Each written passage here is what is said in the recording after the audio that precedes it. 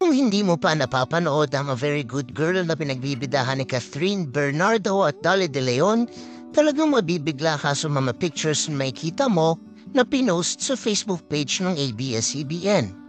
Makikita dito nakataas ang middle finger ni Catherine at Miss Dolly kasama ang ilan sa kanilang co-stars sa black screening ng nasabing palabas.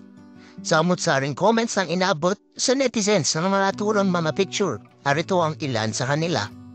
Kaya ang anak ko hanggang Miss Rachel at Coco Melon lang muna, baka bukas ganggang na. I like Catherine but I'm disappointed with the hand gesture. Not a good example. So sad.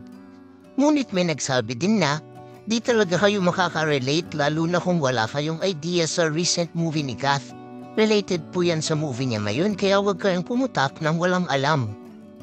Ha ha ha. Unang-una, tungkol sa movie yan. Abay kung curious kayo, di manood kayo.